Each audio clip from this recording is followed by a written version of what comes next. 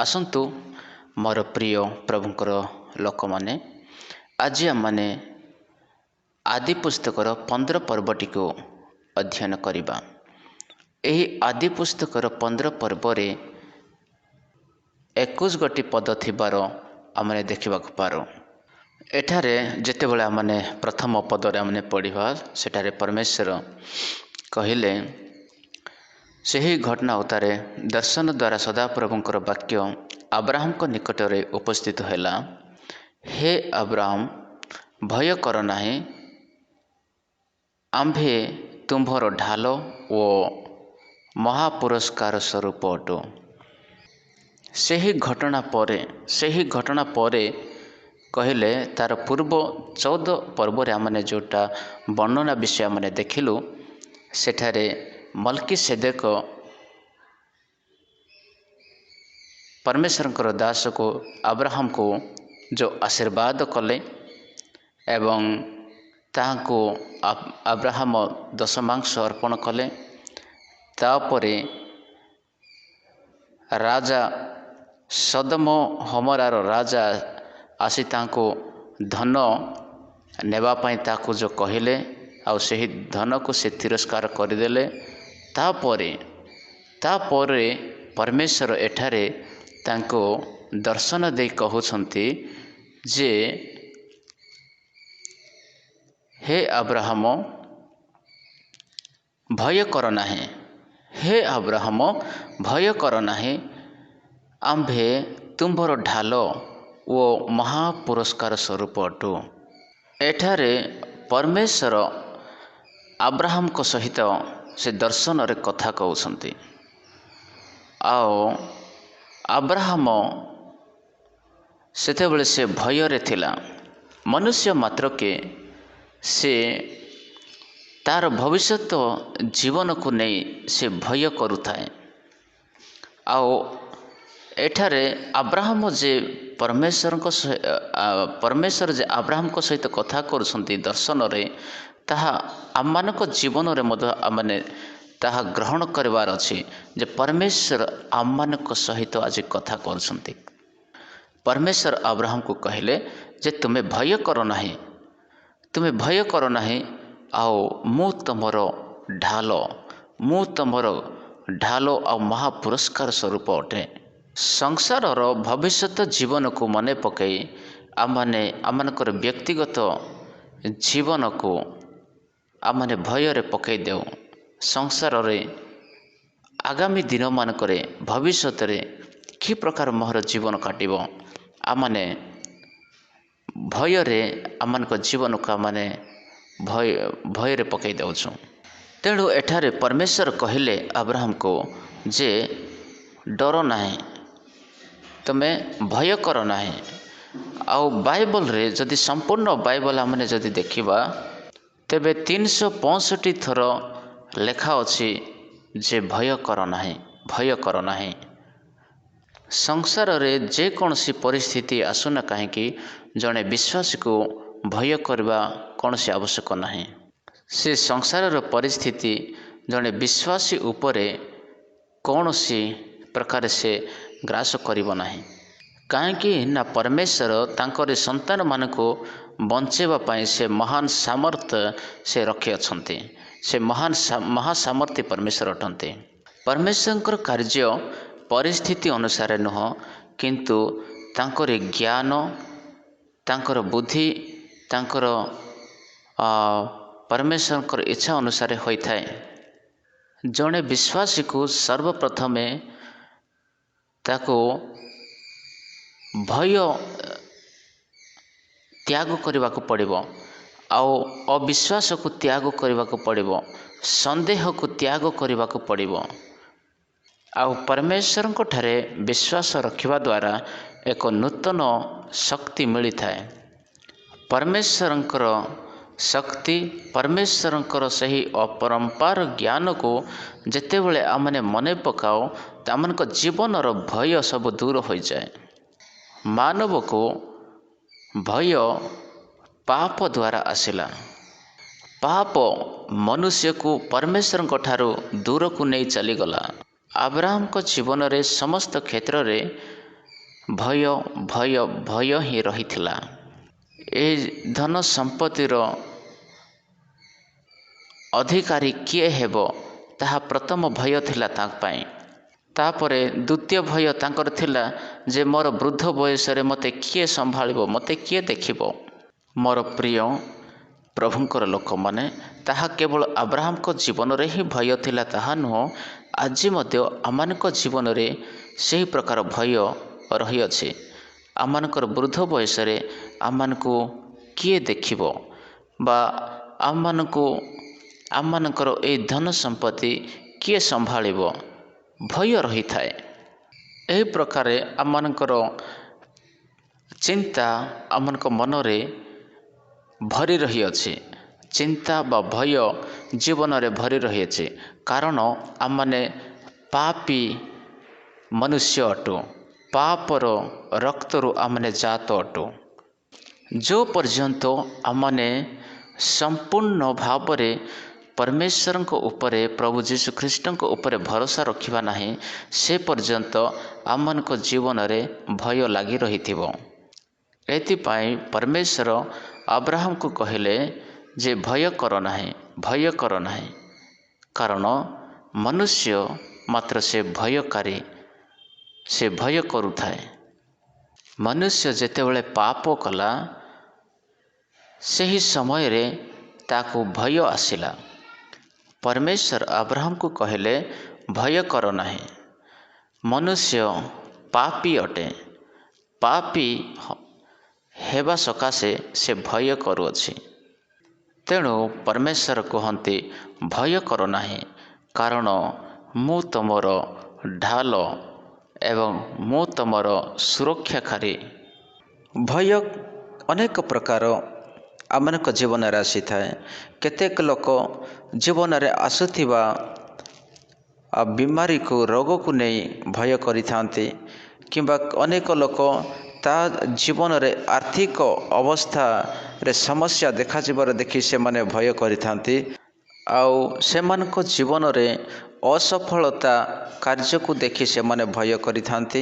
କିନ୍ତୁ ପରମେଶ୍ୱରଙ୍କ ଉପରେ ଯିଏ ଭରସା ରଖେ, ବିଶ୍ୱାସ ରଖେ, ସେମାନଙ୍କୁ ଭୟ କରିବାର ଆବଶ୍ୟକ ନାହିଁ। କାରଣ ଆମମାନେ ଯେଉଁ ପରମେଶ୍ୱରଙ୍କ ଉପରେ ଭରସା ରଖୁ, ସେହି ପରମେଶ୍ୱରଙ୍କର ଶକ୍ତି ଅପରମ୍ପାର ଅଟେ। ପରମେଶ୍ୱର କହିଲେ ମୁଁ ତୋର ଢାଲ ଆଉ ମୁଁ ତୋର ମହାପୁରସ୍କାରର ପ୍ରତିସ୍ୱରୂପ, ତୁ କାହିଁକି ଡରୁଅଛୁ? ପରମେଶ୍ୱର ସେହି ରାଜାଙ୍କ ଠାରୁ ଧନ ସମ୍ପତ୍ତି ନେବା ପାଇଁ ସେ ମନା କଲେ। ବର୍ତ୍ତମାନ ସେ ତାଙ୍କୁ ଧନ ସମ୍ପତ୍ତି ଦେବା ପାଇଁ ସେ ଆସି ଆବ୍ରାହମକୁ କହୁଛନ୍ତି ତୁମେ ଭୟ କର ନାହିଁ। ଆମେ କି ପ୍ରକାରେ ଜୀବନ ବ୍ୟତୀତ କରିବା, ଆମମାନେ କ'ଣ କରିବା ଆବଶ୍ୟକ, ତାହା ପରମେଶ୍ୱର ଆମମାନଙ୍କ ଜୀବନ ନିମନ୍ତେ ସେ ଆଗରୁ ସେ ଭାବି ରଖିଅଛନ୍ତି। ତେଣୁ ଯେରେମିୟ 29:11 ଲେଖା ଅଛି, ପରମେଶ୍ୱର କହିଲେ କାରଣ ସଦାପ୍ରଭୁ କହନ୍ତି ତୁମମାନଙ୍କ ପକ୍ଷରେ ଆମ୍ଭେ ଯେ ସକଳ ସଂକଳ୍ପ କରିଅଛୁ ତାହା ଆମ୍ଭେ ଜାଣୁ। ତୁମ୍ଭମାନଙ୍କର ଅନ୍ତିମ କାଳରେ ତୁମ୍ଭମାନଙ୍କୁ ଭରସା ଦେବା, ତୁମମାନଙ୍କର ଅନ୍ତିମ କାଳରେ ତୁମମାନଙ୍କୁ ଭରସା ଦେବା ନିମନ୍ତେ ସେସବୁ ଅମଙ୍ଗଳର ନୁହେଁ, ମଙ୍ଗଳର ସଂକଳ୍ପ ଅଟେ। ପରମେଶ୍ୱର ଆମମାନଙ୍କର ଉପହାରକୁ ସେ ବଢ଼ାଇବା ପାଇଁ ତାହାଙ୍କ ପାଇଁ ସକ୍ଷମ ସାମର୍ଥ୍ୟ ଅଛି, ଶକ୍ତି ଅଛି। ଏଥିପାଇଁ ସେ କହନ୍ତି ମୁଁ ତୁମର ଉପହାରକୁ ମୁଁ ବଢ଼ାଇବି। ଯେତେବେଳେ ପରମେଶ୍ୱର ଏହି ପ୍ରକାରେ ଆବ୍ରାହମକୁ କହିଲେ, ଆବ୍ରାହମ ପରମେଶ୍ୱରଙ୍କୁ କହିଲେ ହେ ପ୍ରଭୁ, ସଦାପ୍ରଭୁ, ତୁମ୍ଭେ ମୋତେ କ'ଣ ଦେବ? ମୁଁ ତ ନିଃସନ୍ତାନ ହୋଇ ପ୍ରସ୍ଥାନ କରୁଅଛି। ପୁଣି ଦମେଶକୀୟ ଇଲିଏଜର ମୋ ଗୃହର ଧନାଧିକାରୀ ଅଟେ। ପୁଣି ଆବ୍ରାହମ କହିଲେ ଦେଖ, ତୁମ୍ଭେ ମୋତେ ସନ୍ତାନ ଦେଲ ନାହିଁ, ଏଣୁ ମୋ ଗୃହଜାତ କୌଣସି ଲୋକ ମୋହର ଉତ୍ତରାଧିକାରୀ ହେବ। ଆବ୍ରାହମ ସେ ତାଙ୍କର ଧନ ସମ୍ପତ୍ତି ଉପରେ ଅଧିକାର ରଖିବା ନିମନ୍ତେ ସେ ଚିନ୍ତା କରୁଥିଲା। ସେ ପରମେଶ୍ୱରଙ୍କୁ କହିଲେ, ପ୍ରଭୁ ମୋ ଠାରେ ତ ସନ୍ତାନ ନାହାନ୍ତି, ଆଉ ମୋର ଧନ ଉପରେ କିଏ ଅଧିକାର ରଖିବ? କିମ୍ବା ସେ ଭାବିଲା ଯେ ମୋର ବୃଦ୍ଧା ଅବସ୍ଥାରେ କିଏ ମୋତେ ସେବା କରିବ? ଏହା ସତ୍ୟ ଅଟେ। ମନୁଷ୍ୟ ଜୀବନରେ ଏହି ପ୍ରକାର ବିଚାର ଆସିଥାଏ, ଚିନ୍ତା ଆସିଥାଏ। କାରଣ ଯଦି ସନ୍ତାନ ନାହାନ୍ତି ତାହେଲେ ଆମମାନଙ୍କୁ ବୃଦ୍ଧ ଅବସ୍ଥାରେ କିଏ ଦେଖିବ? କିମ୍ବା ଆମମାନଙ୍କର ଘର ଦ୍ୱାର କିଏ ସମ୍ଭାଳିବ? ପ୍ରତ୍ୟେକ ମନୁଷ୍ୟ ଜୀବନରେ ଏହି ପ୍ରକାର ବିଚାର ଆସିଥାଏ। କିନ୍ତୁ ଏଠାରେ ପରମେଶ୍ୱର କହୁଅଛନ୍ତି, ଆବ୍ରାହମ ଭୟ କର ନାହିଁ, ମୁଁ ତୁମମାନଙ୍କୁ ସନ୍ତାନ ଦେବି। ଆବ୍ରାହମ ପରମେଶ୍ୱରଙ୍କୁ କହିଲେ, ହେ ପ୍ରଭୁ, ତୁମେ ଉପହାର ବଢ଼େଇଲେ, ଉପହାର ଦେଲେ କି ଫାଇଦା ହେବ? କି ଲାଭ ହେବ? କାରଣ ମୋ ଠାରେ କୌଣସି ସନ୍ତାନ ନାହାନ୍ତି।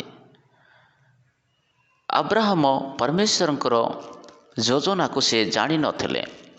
କିନ୍ତୁ ପରମେଶ୍ୱର ଆବ୍ରାହମଙ୍କ ନିମନ୍ତେ ସେ ଆଗରୁ ହିଁ ଯୋଜନା କରିଥିଲେ, ପ୍ଲାନିଂ କରିଥିଲେ ଯେ ସାରାଙ୍କର କୋକ୍କୁ ସେ ବନ୍ଦ କରି ରଖିଥିଲେ। ଆଉ କେଉଁ ସମୟରେ ତାହା ଖୋଲାଯିବ, କେଉଁ ସମୟରେ ତା'ର ସନ୍ତାନ ହେବ, ତାହା ପରମେଶ୍ୱରଙ୍କୁ ଜଣାଥିଲା। କିନ୍ତୁ ଆବ୍ରାହମକୁ ତାହା ଜଣା ନଥିଲା। ଏଥିପାଇଁ ଆବ୍ରାହମ ପରମେଶ୍ୱରଙ୍କୁ ସେ ପ୍ରଶ୍ନ କରୁଛନ୍ତି, ହେ ପ୍ରଭୁ, ତମେ ମୋତେ ପୁରସ୍କାର ଦେଲେ କି ଲାଭ ହେବ? କାରଣ ମୋ ଠାରେ କୌଣସି ସନ୍ତାନ ନାହାନ୍ତି। ଆବ୍ରାହମ କହିଲେ, ତମେ ମୋତେ ପୁରସ୍କାର ଦେଲେ କି ଲାଭ ହେବ? ଦମେଶକୀୟ ଏଲିଆଜାର ମୋ ଗୃହର ଅଧିକାରୀ ହେବେ, କାରଣ ମୋ ଠାରେ କୌଣସି ସନ୍ତାନ ନାହାନ୍ତି। ଆବ୍ରାହମ ସେ ସନ୍ତାନ ବିଷୟରେ ସେ ଚିନ୍ତିତ ଥିଲେ, ତା'ର ଧନ ବିଷୟରେ ସେ ଚିନ୍ତିତ ଥିଲେ, ତା'ର ଗୃହ ରକ୍ଷା କରିବା ନିମନ୍ତେ ସେ ଚିନ୍ତିତ ଥିଲେ। ଆଉ ତାହାର ଜବାବ ମଧ୍ୟ ପରମେଶ୍ୱର ଆବ୍ରାହମକୁ ଦେଲେ। ଆଉ ଆବ୍ରାହମ କହିଲେ, ଦେଖ,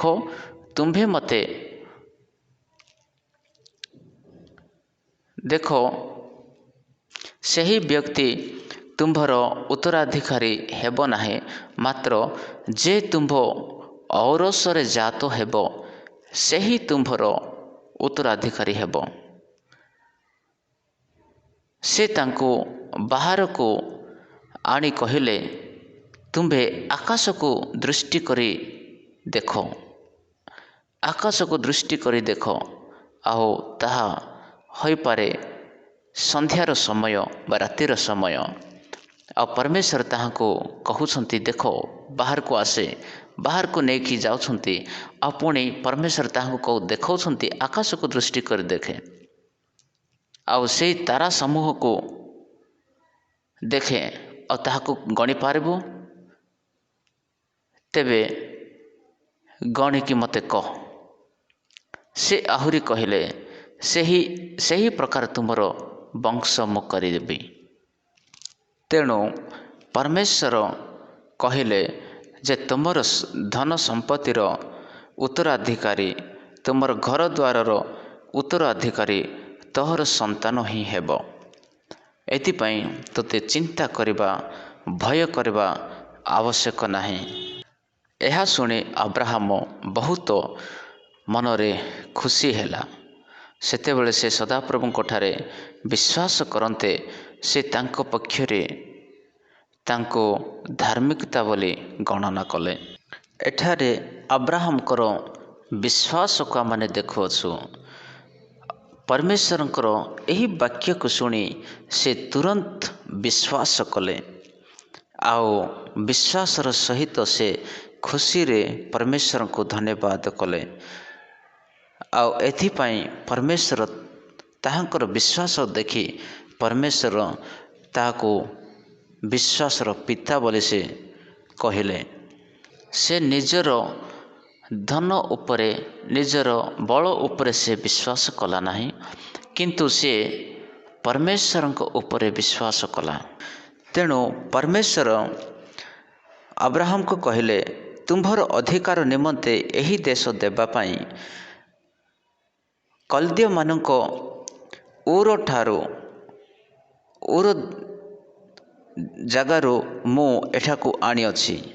ସେହି ସଦାପ୍ରଭୁ ଆମ୍ଭେ, ସେହି ସଦାପ୍ରଭୁ ମୁଁ ଏହି କଥା କହୁଅଛି, ତୁମେ ଭୟ କର ନାହିଁ।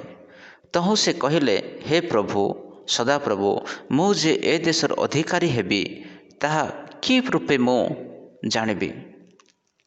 ଆବ୍ରାହମ ପରମେଶ୍ୱରଙ୍କୁ ପ୍ରଶ୍ନ କରୁଛନ୍ତି ଯେ, ହେ ପ୍ରଭୁ, ମୁଁ ଯେ ଏହି ଦେଶର ଅଧିକାରୀ ହେବି, ତାହା ମୁଁ କି ରୂପେ ଜାଣିବି?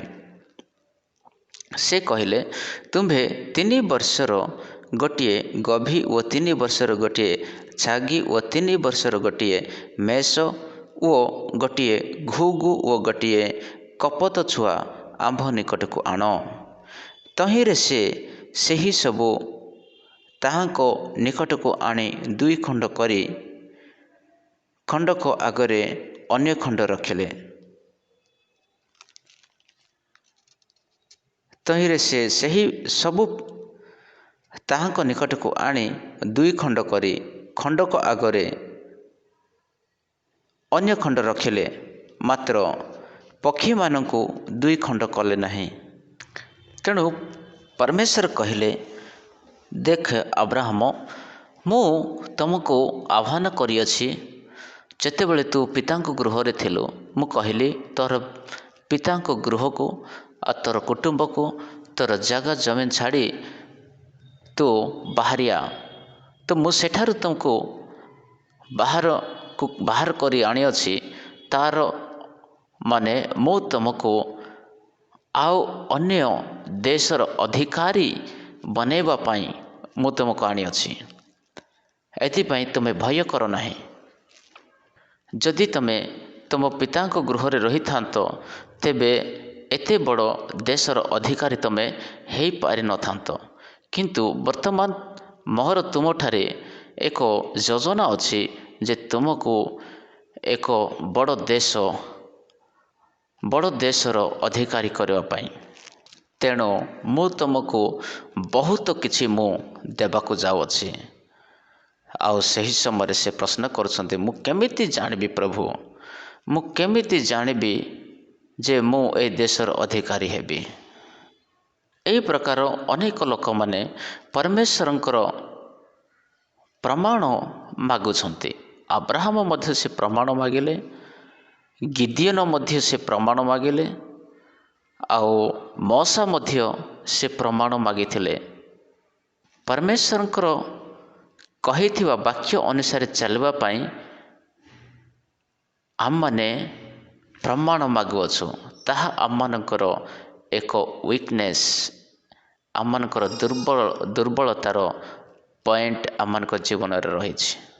ବହୁତ ଲୋକମାନେ ସେମାନେ କାର୍ଯ୍ୟର ପ୍ରାପ୍ତ ହେବା ନିମନ୍ତେ ବିଶ୍ୱାସର ସେମାନେ ଚିହ୍ନ ମାଗନ୍ତି, କିନ୍ତୁ ପରମେଶ୍ୱର ସେମାନଙ୍କୁ ଅଧିକ ପ୍ରେମ କରନ୍ତି ଯେଉଁମାନେ ବିନା ଚିହ୍ନ ଦେଖି ବିଶ୍ୱାସ କରନ୍ତି, ବିନା ପ୍ରମାଣ ଦେଖି ବିଶ୍ୱାସ କରନ୍ତି। ସେମାନଙ୍କୁ ପରମେଶ୍ୱର ଅଧିକ ପ୍ରେମ କରନ୍ତି। ଯେତେବେଳେ ଆବ୍ରାହମ ଆଉ ସେଠାରେ 3 ବର୍ଷର ଗୋଟିଏ ଗାଭୀ ଆଉ 3 ବର୍ଷର ଗୋଟିଏ ଛାଗି ଆଉ 3 ବର୍ଷର ଗୋଟିଏ ମେଷ ଆଉ ଘୁଘୁ ଆଉ କପୋତ ଛୁଆ ସେ ନିକଟକୁ ଆଣି ସେ ଖଣ୍ଡ ଖଣ୍ଡ କରି ସେ ରଖିଲେ। 2 ଖଣ୍ଡ କରି ଖଣ୍ଡକ ଆଗରେ ଅନ୍ୟ ଖଣ୍ଡ ରଖିଲେ। ଆଉ ସେଠାରେ କ'ଣ ହେଲା ନା, ପରମେଶ୍ୱର ପୁଣି ସୂର୍ଯ୍ୟାସ୍ତ ସମୟରେ ଆବ୍ରାହମ ଅତି ନିଦ୍ରିତ ହୋଇ ଘୋର ଅନ୍ଧକାରରେ ଭୟଗ୍ରସ୍ତ ହେଲେ। ସେ ନିଦ୍ରିତ ହେଲେ। ପରମେଶ୍ୱର ତାହାକୁ ନିଦ୍ରାରେ ପକାଇଦେଲେ। ସେ ଶୋଇଲେ। ଆଉ ସେତେବେଳେ ସେ କ'ଣ ଦେଖିଲେ? ଆବ୍ରାହମକୁ ଦର୍ଶନରେ ସେ କହିଲେ, ତୁମ୍ଭର ସନ୍ତାନଗଣ 400 ବର୍ଷ ଅନ୍ୟ ଦେଶରେ ପ୍ରବାସୀ ହୋଇ ଦାସ୍ୟ କର୍ମ କରି କ୍ଲେଶ ଭୋଗ କରିବେ, ଏହା ନିଶ୍ଚିତ ଜାଣିବ।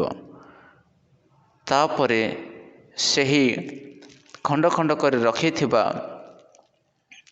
ସେହି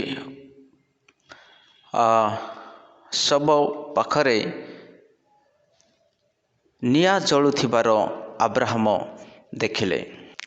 ତାପରେ ପରମେଶ୍ୱର କହିଲେ, ମାତ୍ର ସେମାନେ ଯେଉଁ ଦେଶରେ ସେମାନଙ୍କର ଦାସ୍ୟକର୍ମ କରିବେ, ଆମ୍ଭେ ସେମାନଙ୍କର ବିଚାର କରିବା।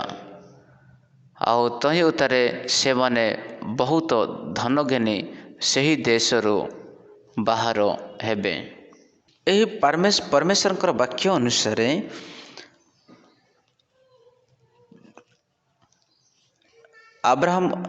ଆବ୍ରାହମଙ୍କର ସନ୍ତାନମାନେ ବା ଇସାକଙ୍କର ସମୟରେ, ଯାକୋବଙ୍କ ସମୟରେ 400 ବର୍ଷ ଯାଏଁ ସେମାନେ ମିଶର ଦେଶରେ ବନ୍ଦୀ ଅବସ୍ଥାରେ ରହିଲେ। ତାପରେ ସେହି ବନ୍ଦୀ ଅବସ୍ଥାରେ ରହିଲା ପରେ ପରମେଶ୍ୱର ମୂଷାଙ୍କ ନେତୃତ୍ୱରେ ସେ ପୁନର୍ବାର କିଣାନ ଦେଶକୁ ନେଇ ଆସିଲେ।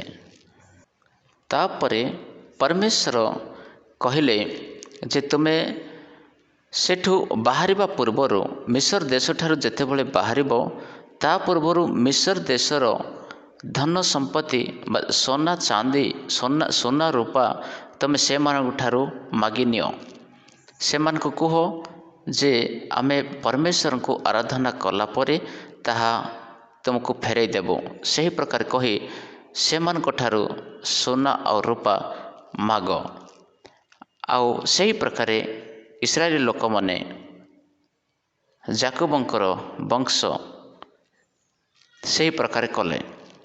ଆବ୍ରାହମ ସେ ଚିନ୍ତିତ ଥିଲେ, ମୋର ବୃଦ୍ଧ ଅବସ୍ଥା ଆସିଗଲାଣି, ମୁଁ କେତେବେଳେ ମରିଯିବି, ମୋ ପାଖରେ ସନ୍ତାନ ନାହିଁ, ମୋର ଧନ ସମ୍ପତ୍ତିକୁ କିଏ ଦେଖିବ, ମୋର ଘର ଦ୍ୱାରକୁ କିଏ ଦେଖିବ, ଏହି ପ୍ରକାର ସେ ଚିନ୍ତିତ ହୋଇଥିଲେ। କିନ୍ତୁ ପରମେଶ୍ୱର କହିଲେ, ତୁ ଭୟ କରନା, ତୁ ଚିନ୍ତା କରନା, ମୁଁ ତୋର ବଂଶକୁ ଅତ୍ୟନ୍ତ ମହାନ କରିବି। ଆଉ ମୁଁ ତୋର ବଂଶକୁ ଏକ ସମୁଦ୍ରର ବାଲୁ ସଦୃଶ, ଆଉ ଆକାଶର ତାରାଗଣ ସଦୃଶ ମୁଁ ତୋର ବଂଶକୁ ମୁଁ ବଢ଼େଇବି। ଆଉ ପରମେଶ୍ୱର ଏହି ବାକ୍ୟ ଯେତେବେଳେ ଆବ୍ରାହମକୁ କହିଲେ, ସେ ବିଶ୍ୱାସ କଲେ। କିନ୍ତୁ ସେ ବିଶ୍ୱାସର ଚିହ୍ନ ମାଗିବାରୁ ପରମେଶ୍ୱର ତାହାଙ୍କୁ ଚିହ୍ନ ଦେଇଦେଲେ ଯେ ତୋର ପିଲାମାନେ 400 ବର୍ଷ ଯାଏଁ ସେମାନେ ବନ୍ଦୀ ଅବସ୍ଥାରେ ରହିବେ।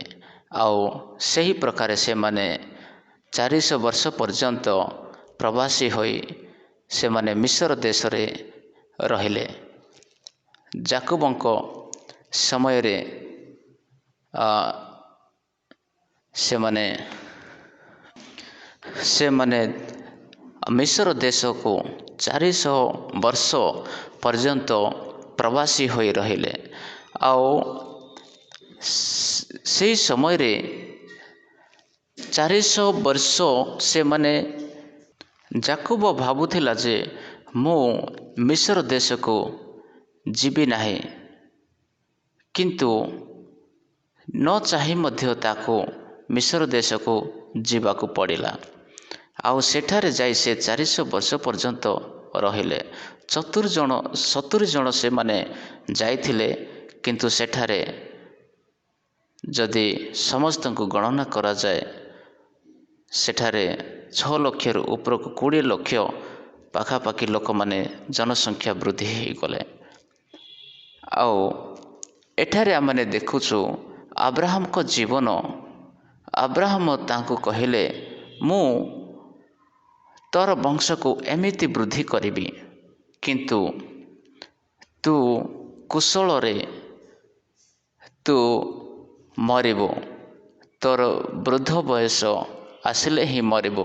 ବର୍ତ୍ତମାନ ତୁ ମରିବୁ ନାହିଁ, ତୋର ବୟସ ଏବେ ମରିବାର ସମୟ ହେଇନାହିଁ, ତୁ ନିଶ୍ଚୟ ତୁ ବହୁତ ଦିନ ଯାଏଁ ତୁ ଜୀବିତ ରହିବୁ। ଆଉ ଏଥିପାଇଁ ତୁ ଚିନ୍ତା କରେନା ଯେ ତୋ ପାଖରେ ସନ୍ତାନ ନାହାନ୍ତି ବୋଲି। ମୁଁ ତୋହର ସନ୍ତାନକୁ ଏକ ଆକାଶର ତାରାଗଣ ସଦୃଶ ମୁଁ କରିଦେବି। ପୁଣି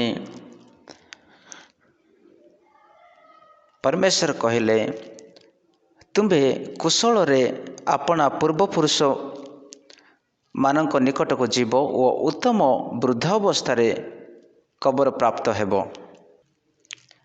ପୁଣି ତୁମ୍ଭ ବଂଶର ଚତୁର୍ଥ ପୁରୁଷ ଏହି ଦେଶକୁ ବାହୁଡ଼ି ଆସିବେ, ଯେହେତୁ ଇମୋରୀୟ ଲୋକମାନଙ୍କର ପାପ ଏପର୍ଯ୍ୟନ୍ତ ସମ୍ପୂର୍ଣ୍ଣ ହୋଇନାହିଁ। ଆଉ ଯେଉଁ ସୂର୍ଯ୍ୟ ଅସ୍ତଗତ ଓ ଅନ୍ଧକାର ହେଲା, ଦେଖ ସଧୂମ ଚୁଲି ଓ ପ୍ରଜ୍ୱଳିତ ଦିହୁଡ଼ି ସେହି ଦୁଇ ଖଣ୍ଡ ଶ୍ରେଣୀର ମଧ୍ୟ ଦେଇ ଚାଲିଗଲା। ପୁଣି ସେହିଦିନ ସଦାପ୍ରଭୁ ଆବ୍ରାହ୍ମଙ୍କ ସହିତ ନିୟମ ସ୍ଥିର କରି କହିଲେ, ଆମ୍ଭେ